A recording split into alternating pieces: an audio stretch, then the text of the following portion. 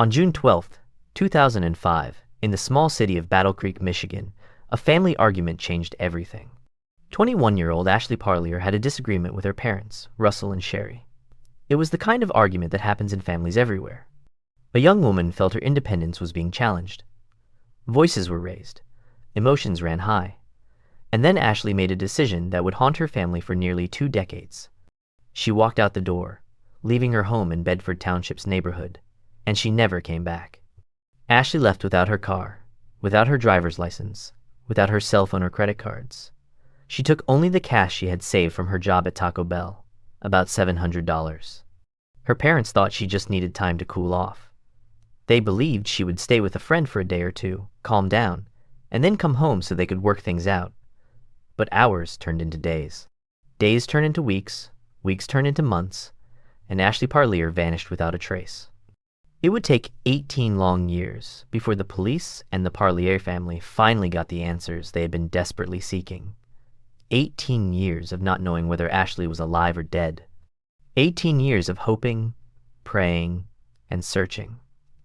18 years of living with suspicion, grief, and unanswered questions. So where did Ashley Parlier go on that June day in 2005? What happened to the young woman who just wanted to get away from an argument with her parents? The truth, when it finally emerged, would prove to be far more horrifying than anyone could have imagined. Battle Creek is a small city located in southwest Michigan, and in many ways, it represents the heart of Middle America. This is not a place where people expect terrible crimes to happen. It's the kind of community where neighbors know each other's names, where families feel safe raising their children, and where people generally trust one another. But in 2005, something happened that shattered that sense of security. A young woman from this friendly, thriving community disappeared without a trace. And for nearly 2 decades, her disappearance remained one of the most puzzling mysteries the city had ever faced. On October 16, 1983, Russell and Sherry Parlier welcomed their second child into the world. They already had one daughter, Nicole, and now they had another beautiful baby girl. They named her Ashley. From her earliest days, Ashley was different from other children in subtle but noticeable ways. She was shy and quiet, the kind of child who preferred to observe rather than be the center of attention.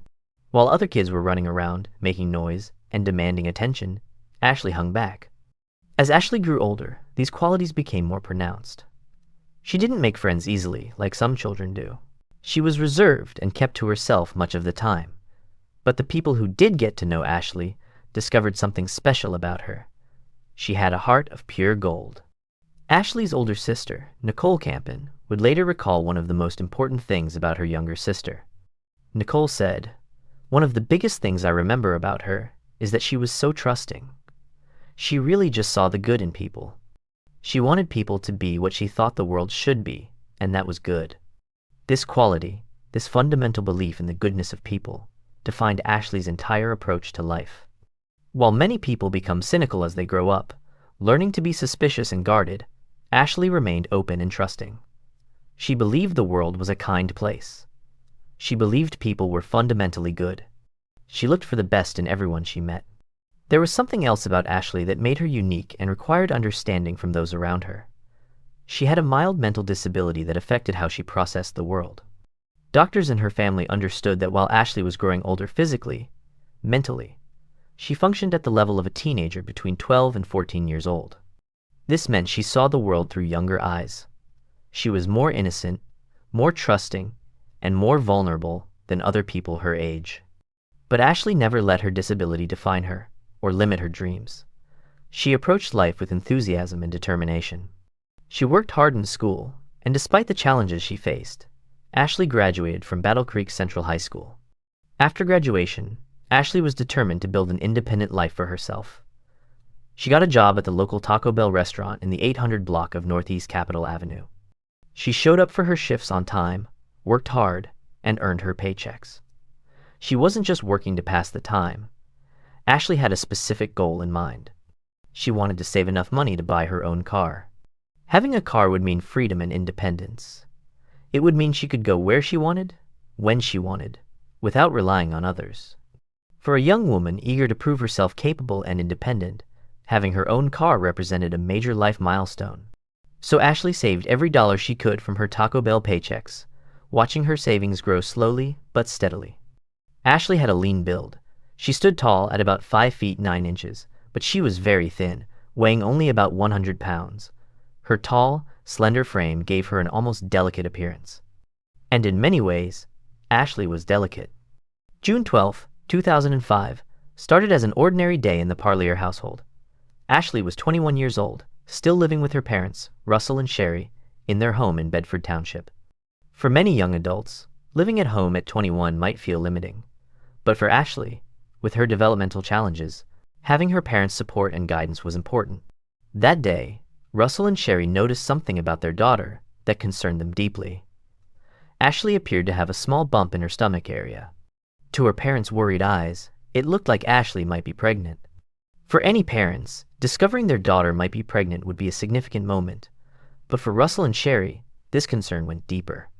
Ashley was so innocent, both by nature and because of her mental capacity. They worried that someone might have taken advantage of her vulnerability. They feared for her well-being and for the well-being of any baby she might be carrying. Russell and Sherry approached Ashley about what they had noticed. They told her they believed she was pregnant. They said she needed to see a doctor. If she were indeed pregnant, she would need prenatal care to make sure both she and the baby stayed healthy. They wanted to make sure Ashley got proper medical attention and support. But Ashley didn't see her parents' concern as care. To her, it felt like control. It felt like her parents were trying to run her life, making decisions about her body without giving her a say. She felt overwhelmed, frustrated, and angry. The conversation escalated. Voices were raised. Ashley felt trapped and misunderstood. Her parents felt scared and helpless, wanting to protect their daughter but not knowing how to reach her. It was the kind of family argument that happens in homes everywhere. The kind where everyone is coming from a place of caring, but no one is really hearing each other. Finally, Ashley had had enough. She needed to get out of the house. She needed to be anywhere but there, having this argument with her parents about her body and her choices. So Ashley left. She walked out the door of her family's home, upset and emotional. She had no car to drive away in. She didn't have her driver's license with her. She left her cell phone behind. She didn't take any credit cards, but she did grab one thing before she left: the money she had saved from working at Taco Bell. She had about $700 in cash, and she took it with her. Russell and Sherry watched their daughter walk away. They were worried, of course, but they made a decision that many parents make in similar situations. They decided to give Ashley space. They thought she needed time to cool down, time to think, time to process her emotions. They believed she would probably stay with a friend for a night or two, maybe even the whole weekend, and then come back home when she was ready to talk calmly. They had no way of knowing that they would never see their daughter again. They had no way of knowing that this ordinary family argument would be the last conversation they would ever have with Ashley. They had no way of knowing that June 12, 2005, would be the day their lives changed forever. The first night Ashley was gone, Russell and Sherry were concerned but not panicked. They told themselves that Ashley was probably staying with one of her friends. She was upset, and she needed time. This was understandable. They decided to give her that time. The second day came and went. No word from Ashley. Russell and Sherry tried calling the friends they knew Ashley had, but no one had seen her. They started to feel the first real stirrings of fear in their stomachs. By the third day, Russell and Sherry knew something was very wrong. Ashley had never done anything like this before. Yes, she might need a day to cool off after an argument, but multiple days with no contact? No phone call? No message through a friend? This wasn't like Ashley at all. Nicole, Ashley's older sister, tried to stay calm and help her parents think rationally. She reminded them that they had all had a pretty big argument. Maybe Ashley was more upset than they realized. Maybe she just needed more time. But even as Nicole said these words, trying to comfort her parents, she felt the same growing dread they did. Finally, the family could wait no longer. They had to accept the reality that Ashley wasn't just cooling off at a friend's house. Something else was happening. Something was wrong. They needed help. Russell and Sherry went to the police and filed a missing person report. They explained what had happened. The argument, Ashley leaving on foot with cash, but without her phone or car, and the days of silence. They described their daughter in detail so the police would know exactly who they were looking for. The Battle Creek Police Department took the report seriously. They knew that young women, especially vulnerable young women like Ashley, could be in danger when they disappeared suddenly. They also knew that time was critical. The faster they could find Ashley, the better her chances of being safe. But the police faced a significant challenge. They had almost nothing to work with. There were no witnesses who had seen Ashley after she left her house. There was no evidence of where she might have gone. There were no clues pointing in any particular direction. Ashley had simply walked out her door and vanished. The police decided to go public with Ashley's disappearance. They released her photo to the media, along with a detailed physical description. They told the public that Ashley was 5 feet 9 inches tall, weighed about 100 pounds, had brown eyes and brown hair. They described what she was wearing when she left: a checkered shirt, blue jeans, and brown leather sandals. The police asked anyone who had seen Ashley, or anyone who had any information about where she might be, to come forward. They set up a tip line. They prepared themselves to follow up on any leads that came in. And the leads did come in. Almost immediately after Ashley's picture was shown on the news and in newspapers, people started calling. Multiple callers reported seeing Ashley in the Hilton Lake area. Some said they had seen her walking. Others said they saw her at a gas station or a store. The tips were specific enough that they seemed credible. For a brief moment, the Parlier family felt a surge of hope. Ashley was alive. People had seen her. Now they just needed to find her and convince her to come home. Everything would be okay. But when police investigated each sighting, checking security cameras and interviewing witnesses more carefully, they made a heartbreaking discovery. Every single sighting was a case of mistaken identity.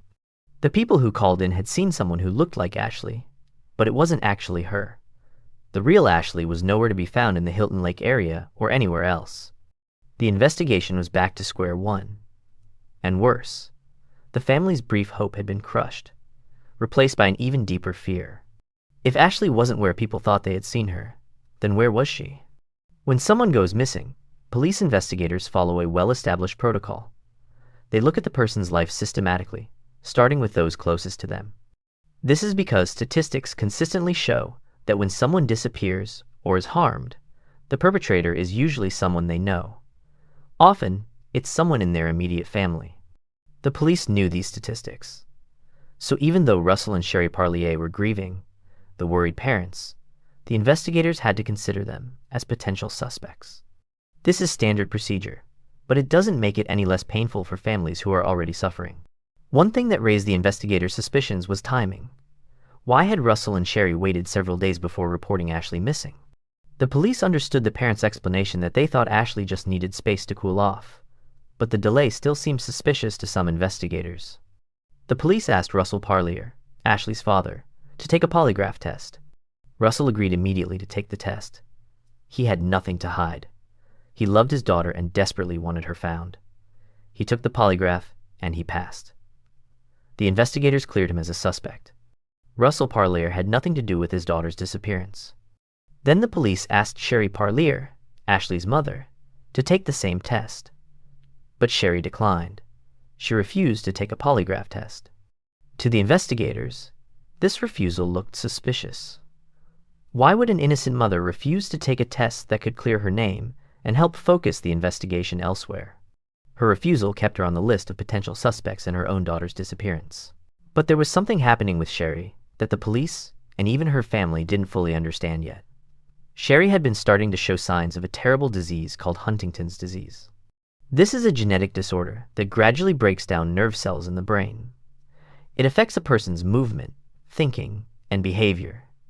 It gets progressively worse over time, and there is no cure. At the time of Ashley's disappearance, Sherry's Huntington's disease hadn't been officially diagnosed yet. That wouldn't happen for a few more years. But the early symptoms were already affecting her. The disease can cause anxiety, difficulty with decision-making, and problems with stress management. For Sherry, the idea of taking a polygraph test while her daughter was missing might have felt overwhelming in ways that had nothing to do with guilt. Years later, Nicole would try to explain her mother's situation to people who questioned why Sherry had refused the polygraph. But at the time, the refusal cast a shadow of suspicion over Sherry that would linger for years. Nicole worked hard to help people understand that Ashley's disappearance was completely out of character. Nicole told investigators and later told the media, "We thought since we had a pretty big argument before she left, she was probably blowing off steam at a friend's place. We believed she would come back home by the weekend, and we would be able to work through the situation. The investigation moved beyond Ashley's parents to other people in her life. The police needed to find and question anyone who might know something about where Ashley had gone or what might have happened to her. One person of particular interest was Ashley's ex-boyfriend.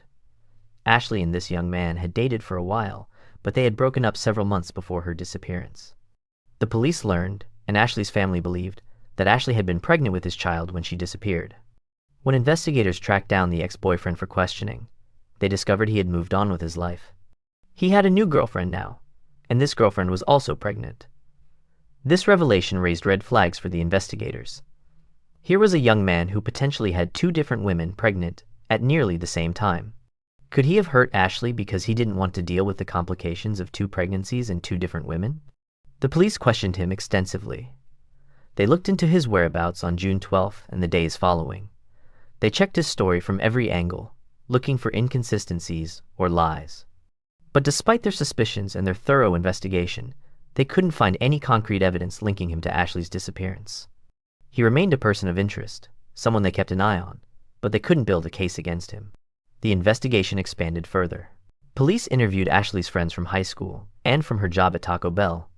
They talked to her coworkers, her former teachers, extended family members, neighbors, and anyone who had known Ashley or might have information about her. They were thorough and methodical, leaving no stone unturned. But from all of these interviews, nothing useful emerged. No one had seen Ashley after she left her house. No one knew where she might have gone. No one could provide any clues about what might have happened to her. It was as if Ashley had simply evaporated into thin air. As the investigation continued with no breakthroughs, police began developing theories about what might have happened. One theory was that Ashley might have been suicidal. The stress of possibly being pregnant, combined with the argument with her parents and her developmental challenges, might have been too much for her to handle. Maybe she had decided to end her own life. If this theory were correct, police reasoned, they should be able to find her body somewhere. People who take their own lives usually do so in locations where their bodies can eventually be found. So the police organized extensive searches. They searched wooded areas, fields, abandoned buildings, areas near bodies of water, anywhere Ashley might have gone if she were in a state of desperation. Volunteers from the community joined these searches. People who had never met Ashley spent their weekends combing through brush and forests, hoping to find some trace of the missing young woman. But despite their efforts, these searches turned up nothing. Another theory was that Ashley might have been the victim of a robbery. She had $700 in cash with her when she left home. That's a significant amount of money. And if someone knew she had it, they might have attacked her to steal it.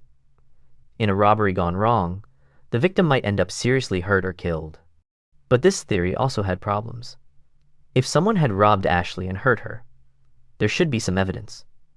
Even if they had hidden her body, there should be traces of her somewhere. Also, if someone had taken her identity documents along with her money, there should have been attempts to use her identity. The police monitored Ashley's social security number carefully for years. They watched for any activity, any attempt to open accounts or apply for credit in her name, but there was nothing. For all the years Ashley was missing, her social security number showed zero activity. Nobody was using her identity. This lack of evidence was frustrating, but it also told the investigators something important. Whatever had happened to Ashley, it wasn't a typical crime like robbery or identity theft. Eventually, the police arrived at a darker conclusion. They called the Parlier family in for a meeting and delivered news that every family dreads hearing. The investigators told Russell, Sherry, and Nicole that they suspected foul play in Ashley's disappearance. They believed someone had hurt Ashley. And based on the complete lack of evidence, the complete absence of any trace of her, they believed Ashley was most likely dead. This news was devastating. As long as Ashley was just missing, there was hope. Hope that she was alive somewhere. Hope that she might come home. Hope that they would see her smile again, hear her voice again, hug her again. But if Ashley was dead, all of that hope died too. However, the police made one promise to the family. They assured Russell, Sherry, and Nicole that they were not giving up. They would continue to investigate. They would continue to search for answers. They would keep looking for Ashley, even if they believed she was no longer alive. The Parlier family deserved answers, and the police were committed to finding those answers. But despite this commitment, despite the continued efforts of dedicated investigators, the case eventually went cold. Months turned into years. The officers who had originally worked on Ashley's case retired or moved to other departments. New officers took over the investigation, familiarized themselves with the case files, and tried new approaches. But no matter what they tried, they couldn't find the breakthrough they needed. The case became a mystery not just for the Parlier family, but for the entire Battle Creek Police Department. Over the years, several different officers worked on Ashley's case. They kept finding persons of interest, people who seemed like they might know something. But there was never any valid evidence against any of them. Nothing concrete. Nothing that would hold up in court or lead to an arrest. In 2020, 15 years after Ashley's disappearance, investigators considered a new angle. They thought maybe Ashley had been murdered outside of Battle Creek city limits. If that was the case, the investigation should be handled by the Sheriff's Department, which has jurisdiction over areas outside the city. So the case was officially assigned to the Calhoun County Sheriff's Department. But even this change didn't lead to any new breakthroughs. The case remained as frustratingly unsolved as ever. The Parlier family continued to live in limbo, not knowing if their daughter and sister was alive or dead, not knowing what had happened to her on that June day in 2005. By 2021, Ashley had been missing for 16 years. 16 years of questions with no answers. 16 years of searching with nothing found. And then, when the family and investigators had almost given up hope of ever learning the truth, something completely unexpected happened. A break in the case came from a place nobody had been looking: Pennsylvania. In January 2021, detectives in Pennsylvania were conducting an investigation into a 44-year-old man named Harold David Holman. They were questioning him about the murders of two different women, Tiana Phillips and Erica Schultz. These were serious cases, and the Pennsylvania detectives were working hard to build their case against Holman. During one of these interrogation sessions, something strange happened. The detectives were talking to Holman about Phillips and Schultz when suddenly, out of nowhere, Holman asked them a question. He wanted to know if they could merge 3 different cases together: Phillips, Schultz, and Parlier. The Pennsylvania detectives were confused. They hadn't mentioned anyone named Parlier during their interrogation. They had been focused entirely on the 2 Pennsylvania murders. They had no idea what Holman was talking about or why he was bringing up a third name. So they asked him to explain. Who was Parlier? What case was he referring to? And that's when Harold Holman did something that shocked everyone in that interrogation room. He confessed to murder. But it wasn't one of the Pennsylvania murders he was confessing to. He was confessing to killing a woman named Ashley Parlier in Michigan 16 years earlier. The Pennsylvania detectives immediately contacted the Calhoun County Police Department in Michigan. They told their Michigan counterparts about Holman's unexpected confession. They said they had a man in custody who was claiming to have killed Ashley Parlier back in 2005. For the investigators in Michigan who had worked on Ashley's case for years, this news was stunning. They had never even heard of Harold Holman. His name had never come up in their investigation. He had never been on their radar as a suspect or even as a person of interest. And now he was confessing to Ashley's murder? The Michigan investigators immediately launched into action. They started researching Harold David Holman, trying to understand who this man was and whether his confession could possibly be true. What they discovered was deeply disturbing. Harold Holman had indeed lived in Battle Creek during the time period when Ashley disappeared. Specifically, he had lived there from 2002 to 2009. This meant he was living in the Battle Creek area in June 2005 when Ashley vanished. Even more significantly, the investigators discovered that Holman and Ashley had known each other. They had been in contact. This wasn't a random stranger confessing to a crime he had nothing to do with. Holman had actually known Ashley Parlier. As the Michigan detectives dug deeper and Holman provided more details about what had happened, the horrifying truth of Ashley's final hours began to emerge. According to Holman's confession, after Ashley had the argument with her parents and left her house on the 12th of June 2005, she contacted him. She went to visit him at his home in Emmett Township, Michigan. Ashley told Holman about the argument with her parents. She told him that they were insisting she get a pregnancy test. She was upset and probably looking for sympathy and support. But instead of providing comfort to Ashley, Holman turned on her. According to his confession, he and Ashley ended up having an argument. The details of what they argued about aren't entirely clear, but whatever was said made Holman violent. Holman admitted that he attacked Ashley. He hit her hard enough to knock her unconscious. Then, with Ashley unconscious and helpless, he made a terrible decision. He put her in his vehicle and drove. He drove for hours, taking her to Pennsylvania, to a remote area in the hills where he knew no one would see what he was about to do. When they arrived at this isolated location, Holman took Ashley's unconscious body out of the vehicle.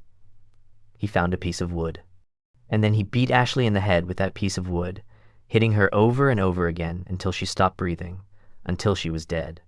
After killing Ashley, Holman told police he left her body in the northern part of Newton Township in Pennsylvania. He didn't bury her. He just left her there, hidden in the woods where he didn't think anyone would find her. Then Holman went home to Michigan. He took a shower, washing Ashley's blood off his body. He gathered up his bloody clothes and disposed of them at his workplace, a Meijer supermarket. He got rid of the evidence and went on with his life as if nothing had happened. But Holman's confession revealed something even more disturbing. For years after killing Ashley, he followed her case. He watched the news coverage. He saw her family searching for her. He saw the police investigating. He knew how much pain the Parlier family was in, how desperately they wanted answers, and he said nothing.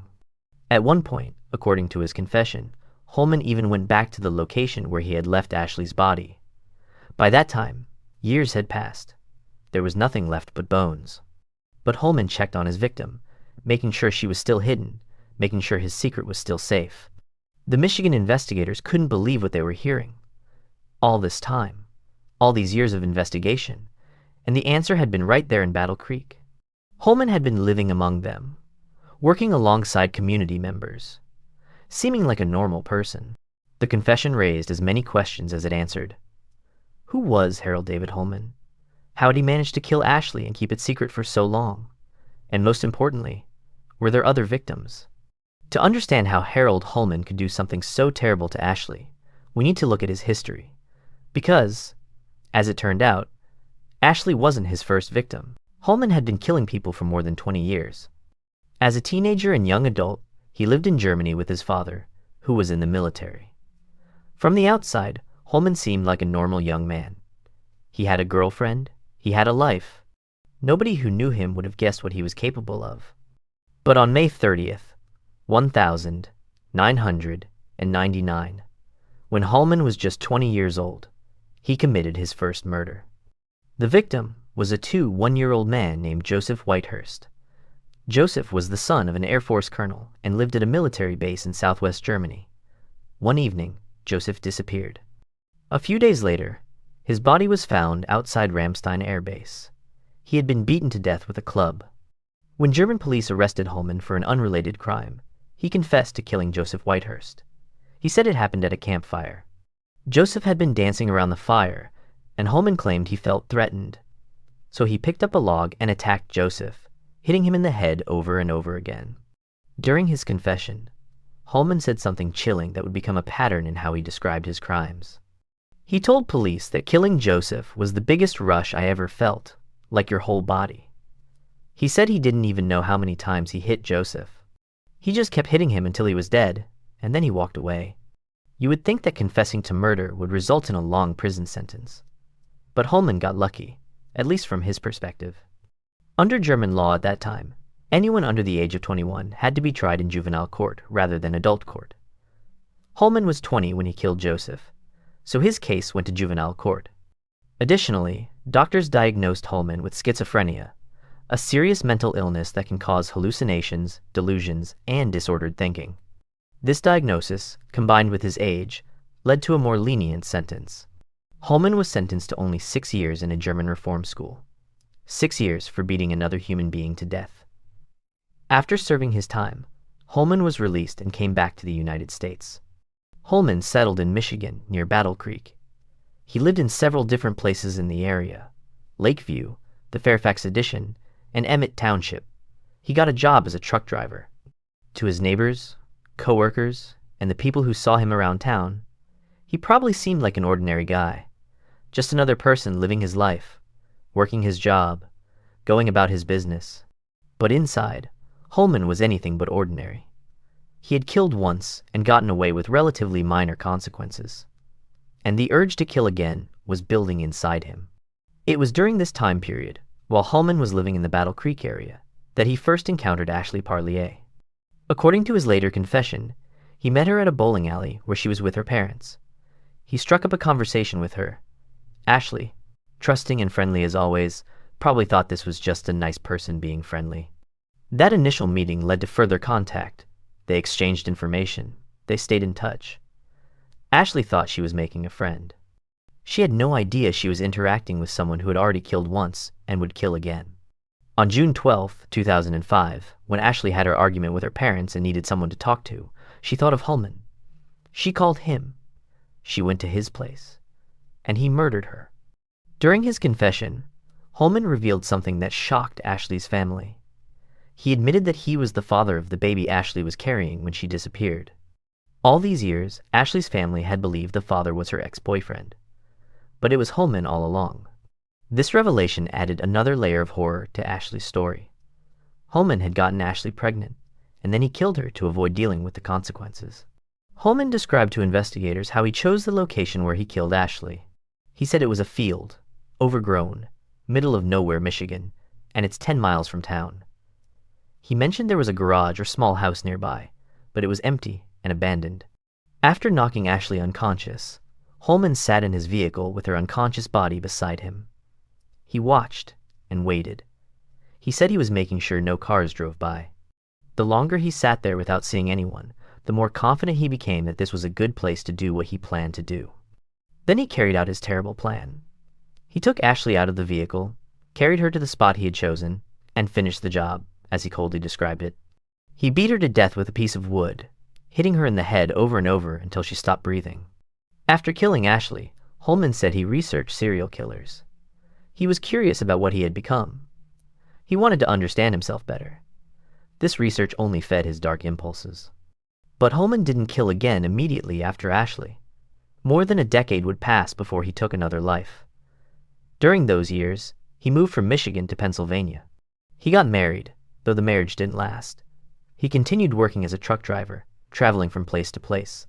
Then, on June 13, 2018, 13 years after killing Ashley, Holman murdered again. His victim was a woman named Tiana Phillips. Tiana was a mother of 2 children. She had a family who loved her and depended on her. But Holman later admitted that he didn't specifically want to kill Tiana. He just wanted to kill someone. He wanted to feel that rush again, that feeling he had experienced when he killed Joseph Whitehurst and Ashley Parlier. Holman was having an affair with Tiana Phillips, and when he decided he wanted to kill again, she became his target, simply because she was available and vulnerable. 2 years later, in December 2020, Holman killed again. This time, his victim was a woman named Erica Schultz. Erica had autism and was a woman of habit and routine. She did the same things at the same time every day. Her predictability gave her comfort and structure in a world that could often feel overwhelming. When Erica didn't show up where she was supposed to be one day, people who knew her immediately realized something was wrong. Erica didn't just skip her routines. Something had to have happened to her. Police investigated and discovered that Erica had been communicating with someone online who called himself Dave. When they checked Erica's phone records, they were able to connect her communications to Harold Holman. When police eventually arrested Holman and questioned him about Erica's death, he talked about killing her in the most casual, disturbing way imaginable. He said killing Erica Schultz was just another day in the park for him, as if taking a human life was no more significant than going for a walk or running an errand. In December 2020, Holman tried to end his own life. Police found him near railroad tracks in Duncannon, Pennsylvania, with a self-inflicted wound. He told officers he believed he needed to die for his sins. But he survived and was taken to a hospital for treatment. While recovering in the hospital, Holman began talking. He admitted to killing both Erica Schultz and Tiana Phillips. Later, when he was in jail, Holman wrote a letter to his ex-wife. In this letter, he provided detailed information about how he had killed Tiana Phillips, with whom he had been having an affair. Holman claimed he wrote the confession to show his ex-wife that he would never do something like that to her. Somehow, in his twisted mind, confessing to murdering other women was supposed to be reassuring to his ex-wife. His ex-wife was horrified when she received the letter. She immediately took it to the police. She also told them something that now made terrible sense. Years earlier, Holman had once told her that he had killed a woman, but she hadn't believed him. She thought he was just trying to upset her or get attention. Now she realized with horror that he had been telling her the truth. When investigators looked at all of Harold Holman's crimes together, they saw a clear pattern emerge. This pattern is what definitively identified him as a serial killer. All of his victims had disappeared suddenly. One moment, they were going about their lives, and the next moment, they were gone without a trace. All of his victims had been killed the same way. Holman would first attack them, hitting them hard enough to knock them unconscious. Then, with his victims unable to fight back or escape, he would finish the job, usually by continuing to beat them in the head until they died. Holman always disposed of his victims' bodies in remote locations. He would take them to places where he didn't think anyone would find them. But interestingly, he never buried them. He just left the bodies there, hidden by woods or brush, and walked away. In fact, investigators discovered that Tiana Phillips and Erica Schultz, his two Pennsylvania victims, were both murdered and left in the exact same location. Holman had found a spot he liked, a place remote enough that he felt safe killing there, and he used it twice. Harold Holman was officially charged with kidnapping, criminal homicide, and abuse of a corpse in the cases of Erica Schultz and Tiana Phillips. As the investigation continued and detectives interviewed him more extensively, they learned more about how Holman's mind worked. Detective John Pignatro from the Calhoun County Sheriff's Department said that when they located Holman in 2021, he was living a transient lifestyle in Pennsylvania. He had no permanent address. He was moving from place to place, staying wherever he could. During his interrogations, Holman blamed others for his actions. He blamed his family. He blamed his unsuccessful marriage. He had developed a twisted worldview that justified, at least to himself, the terrible things he had done. Holman believed, as he told investigators, that there are alphas and non-alphas in the world.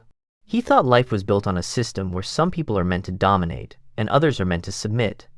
He saw himself as an alpha, someone who should have power and control. When his wife didn't submit to him the way he thought she should, he looked for that power dynamic in extramarital affairs. But affairs weren't enough. The ultimate expression of power and control, for Holman, was taking someone's life.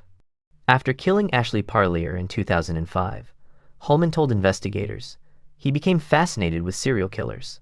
He researched them. He read about them. He tried to understand what he had become and what drove people like him to kill. When investigators asked Holman which murder he remembered most clearly, his answer was chilling. He said he remembered all of them with vivid detail. He could describe exactly what he did to each victim, where it happened, and how long it took. These weren't vague memories for him. They were crystal clear. Probably because, as he had said, killing gave him a rush unlike anything else. The police knew they needed to get Holman off the streets permanently. He was clearly a danger to society. And Holman himself admitted something terrifying during his interrogations. If he hadn't been caught, he would have killed again. The urge was too strong. He couldn't stop himself. Holman tried to downplay his crimes in some ways. He claimed killing wasn't really his goal.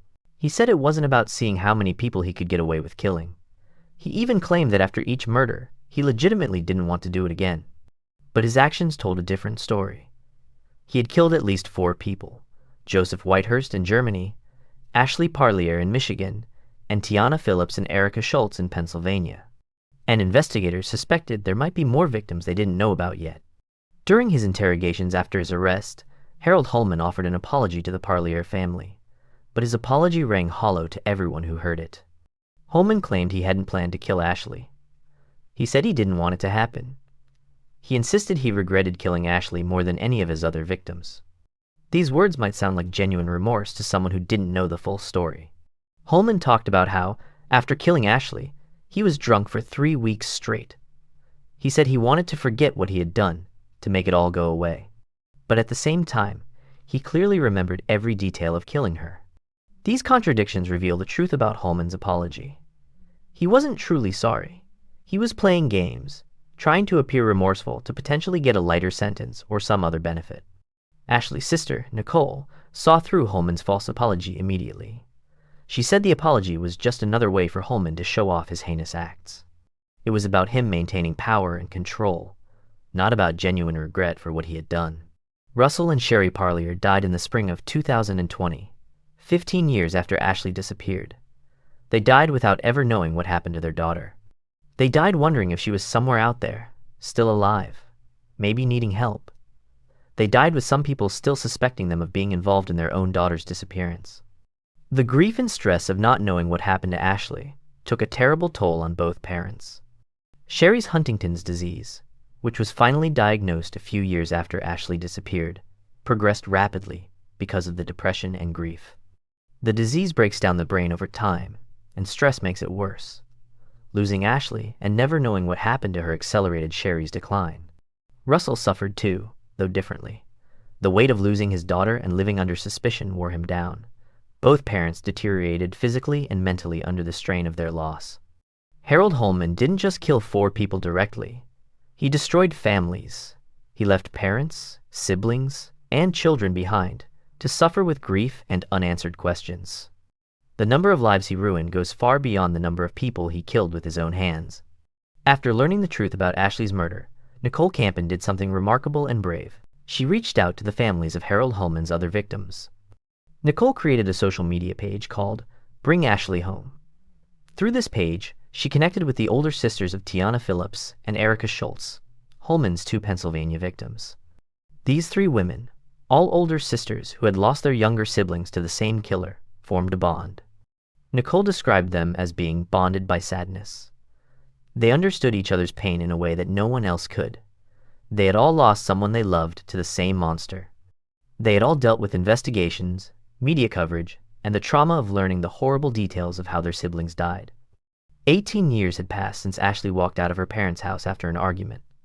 The police were determined to do one thing: bring Ashley home, even if it was only her remains. After Holman confessed to killing Ashley, the next step was finding her body.